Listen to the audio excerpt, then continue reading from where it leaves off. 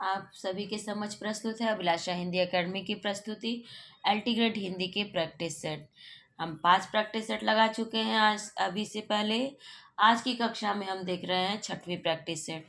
छठवीं practice set में भी हम 39 प्रश्न लगा चुके हैं। आज की कक्षा प्रारंभ होगी 40वें प्रश्न से।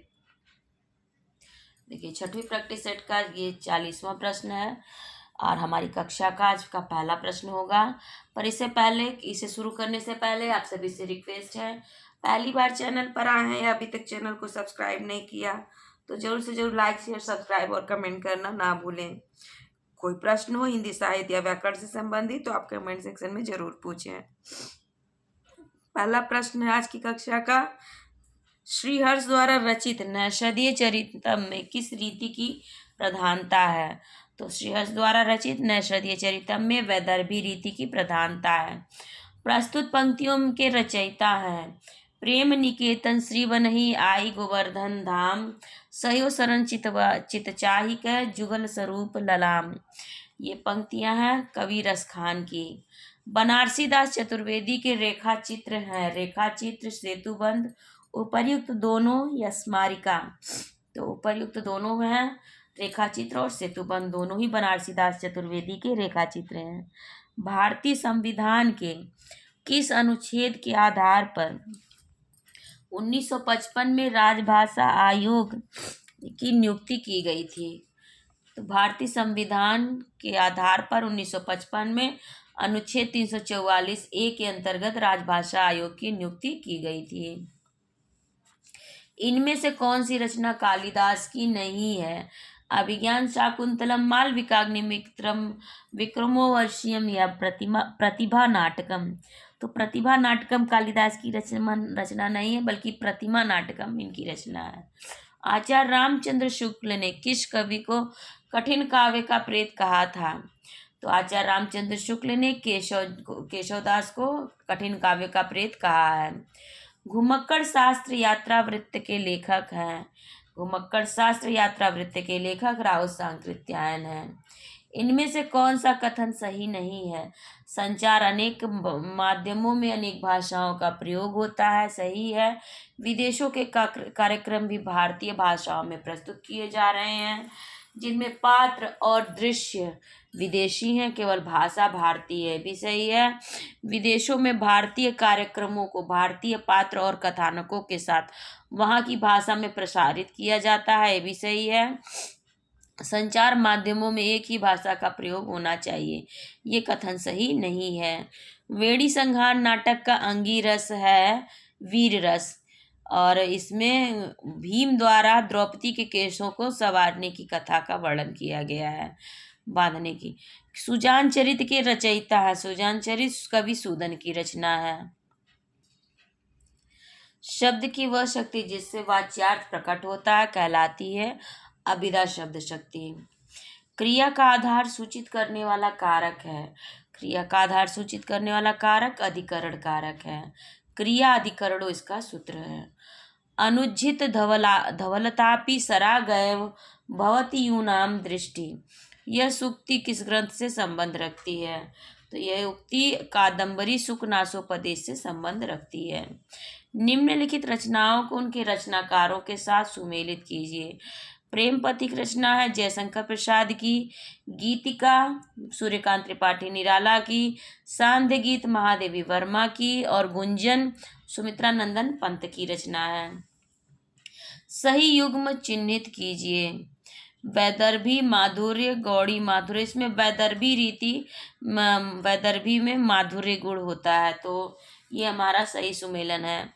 निम्न में से कौन सा शब्द स्त्रीलिंग है? चना, अरहर, बाजरा, उड़द। तो सभी दालें प्रायः पुल्लिंग होती हैं, पर अरहर इसका अपवाद है, अरहर की दाल स्त्रीलिंग होती है। जगतर शब्द रूप में कौन सा वचन है? जगतर शब्द रूप में एक वचन का रूप चलता है, एक वचन में है। इतना सुन के पात शाही जी, श्री अकबर शाही जी आध शेर सोना नरहर दास चारण को दिया, इनके 1.5 शेर सोना हो गया, रास वंचना पूरन भया, आम खास बरखास हुआ। इन पंक्तियों का संबंध है इन पंक्तियों का संबंध चंद्र छंद वर्णन की महिमा से है। अगला प्रश्न है, काव्य गुणों के प्रतिष्ठापक आचार्य हैं। काव्य गुणों के प्रतिष्ठापक आचार्य रुद्रट हैं। निम्नलिखित में से कौन सा शब्द पुल्लिंग है? कौन सा शब्द पुल्लिंग है? आय व्यय। व्यय इसमें पुल्लिंग शब्द है। नामन शब्द के चतुर्थी विभक्ति एक वचन, द्विवचन तथा बहुवचन में रूप बनेगा। नामने, नामाभ्याम, नामभ्य। ऑप्शन डी में दिया हुआ है। द्विवेदी युग का नामकरण किया गया था आचार्य महावीर प्रसाद द्विवेदी के नाम पर। रमणीयार्थ प्रतिपादक शब्द काव्यम के प्रवर्तक हैं। रमणीयार्थ प्रतिपादक शब्द काव्यम पंडितराज जगन्नाथ। जगन्नाथ में कौन सी संधि है? जगत धन नाथ, अर्थात इसमें व्यंजन संधि है। अपिबत धातु में कौन सा लकार है? अपिबत धातु रूप में लंग लकार है। वह स्थान जहाँ नृत्य, नाटक, खेल आदि हो रहा है क्या कहा जाता है? क्या कहा जाता है? वो कहा जाता है रंगमंच। सुंदर है विहग सुमन सुंदर, मानो तुम सबसे सुंदर तब में कौन सा काव्य दोष है? तो इसमें अधिक पदत्व दोष है। सुंदर है विहग सुमन, सुंदर मानो तुम सबसे सुंदरतम, बार बार सुंदर शब्द का प्रयोग किया जा रहा है, अर्थात अधिक पदत्व दोष है। वेश्या के 4 पर्याय दिए गए हैं, इनमें त्रुटिपूर्ण कौन सा है? गणिका, वारांगना, कुल्टा या रंडी। तो इसमें से कुल्टा शब्द नहीं होगा। राम गृहम गच्छति शब्द का हिंदी अनुवाद होगा राम घर जाता है। निम्नलिखित में से मोहन राकेश द्वारा लिखित नाटक है लहरों के राजहंस। अगला प्रश्न है, यदि उपमेय उपमान में बिंब प्रतिबिंब भाव हो तो अलंकार होगा। दृष्टांत अलंकार। सरस्वती के 4 पर्याय दिए गए हैं, इनमें गलत है। भारती, शारदा, भामा या वागीश्वरी। तो भामा इसमें से गलत है। भारती, शारदा और वागीश्वरी ये सही है सरस्वती के पर्याय। नमस्कृत्य रिक्त स्थान की पूर्ति। मुनित्रयाद, मुनित्रयस्य, मुनित्रयम, मुनित्रये। तो यहाँ पर उचित शब्द होगा मुनित्रये नमस्कृत्य। नकीनवाद नामक साहित्यिक आंदोलन के अग्रणी हैं। नकीनवाद प्रारंभ किया गया था नलिन विलोचन शर्मा, केसरी कुमार और नरेश मेहता के द्वारा। बिनु पग चले सुनय बिनु काना, इसमें कौन सा अलंकार है? हालांकि इन पंक्तियों में विभावना अलंकार है, परंतु विभावना हमारे चारों ऑप्शन में दिया नहीं गया है। असंगति, श्लेष, रूपक और वक्रोक्ति। तो बिनु पग चले सुनय बिनु काना, बिना पैर के चलता है, बिना कान के सुनता है, अर्थात असंगति अलंकार यहाँ पर दूसरे नंबर पर सही होगा। निम्नलिखित में से कौन सा शब्द हवा का पर्यायवाची नहीं है? अनिल, अनल, मारुत, पवन। यहाँ पर अनल हवा का पर्यायवाची नहीं है, बल्कि ये आग का पर्यायवाची है, जबकि अनिल, मारुत और पवन ये हवा के पर्यायवाची है। गाम दोग्धी पय, वाक्य में गाम की संज्ञा होगी। गाम दोग्धी पय में गाम की कर्म संज्ञा होगी। पुरातनता का यह निर्मोक्ष सहन करती न प्रकृति पल एक। यहाँ निर्मोक्ष से अभिप्राय है शरीर, सांप के शरीर पर लिपटी केचुली। यहाँ निर्मोक्ष का अर्थ सांप के शरीर पर लिपटी केचुली है।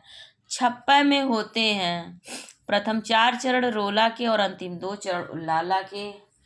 तो यही सही है, प्रथम 4 चरण रोला के और अंतिम 2 चरण उल्लाला के होते हैं। छप्पय में 6 चरण होते हैं। निम्नलिखित में से शुद्ध शब्द है। शुद्ध शब्द पूजनीय, पूजनीय, पूजनीय या पूजनीय। तो इसमें से शुद्ध शब्द होगा पूजनीय, जो ऑप्शन सी में दिया गया है। इस प्रैक्टिस सेट का 80वां प्रश्न है, इत्यम भूत लक्षणे सूत्र है, करण कारक का, संप्रदान कारक का, पदान कारक का या अधिकरण कारक का। तो इत्यम भूत लक्षणे सूत्र करण कारक का है। अब इस प्रैक्टिस को मैं यहीं पर रोकती हूँ। 81वें प्रश्न से 120वें प्रश्न तक हम इसकी अगली कक्षा में देखेंगे। तब तक आप सभी से रिक्वेस्ट है, पहली बार चैनल पर आए हैं या अभी तक चैनल को सब्सक्राइब नहीं किया तो जरूर से जरूर लाइक शेयर सब्सक्राइब और कमेंट करना ना भूलें। आप सभी का बहुत बहुत धन्यवाद।